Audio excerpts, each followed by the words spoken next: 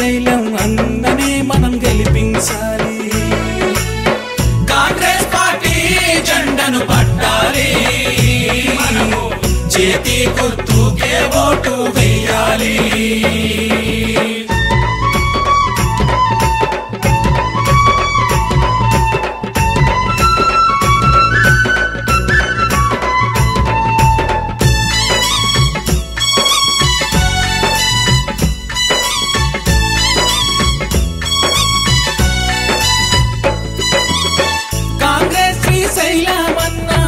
ఇంటింటికి వస్తుందంట, కూలినాలి చేసేటోళ్ళ కూడగట్టుకుంటాడంట, కూడుగుట్ట లేనోళ్లకు తోడు నీడకుంటాడంట, పేదోళ్ళ కోసం ఎన్నో